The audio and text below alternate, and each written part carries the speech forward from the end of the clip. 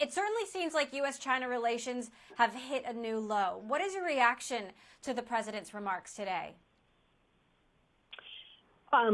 Great to be with you. I have to say I agree with what we just heard from Taylor. I think many of us did breathe a sigh of relief that the president's rhetoric, typical, very much focused on a domestic audience, so harsh rhetoric about China, harsh rhetoric about the WHO, but not a lot of tangible action that is going to immediately put either the U.S. economy or the U.S.-China trade relationship at risk, because I don't think anything happened this afternoon that will invite Chinese retaliation against U.S. companies. And so that is the good news. So what do you expect then the reaction from Beijing will be? Well, I don't want to sound overly optimistic about the trajectory of the relationship. As you just said, U.S.-China relations are almost completely in free fall.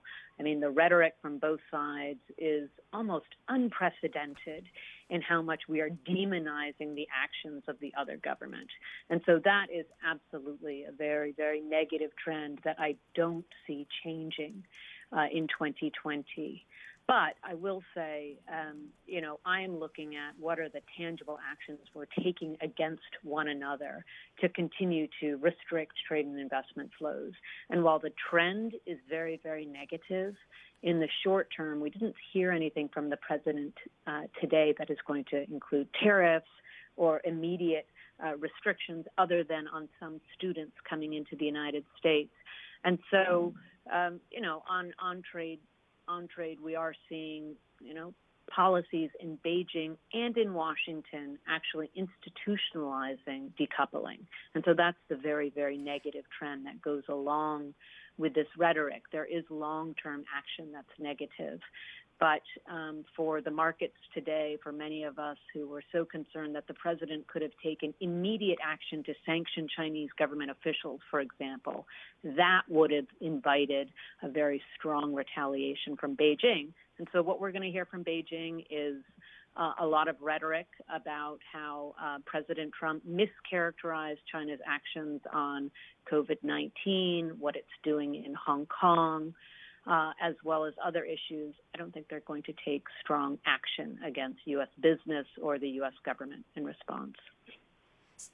Still, and perhaps it is more bark than bite, but he talked about studying Chinese companies listed on U.S. exchanges, sanctioning Chinese officials involved in, quote, smothering Hong Kong freedom, restrictions on visas. Could this get far worse?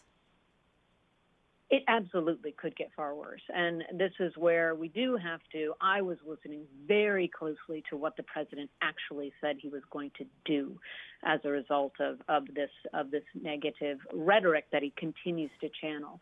So, for example, what did he say he was going to do? Pull out of the World Health Organization because it is unduly influenced by the Chinese government. But what does that mean to China? Not a lot. He said that he was going to form a task force to study the behavior of the accounting practices of Chinese companies that list on our exchanges. And so, again, not immediate action.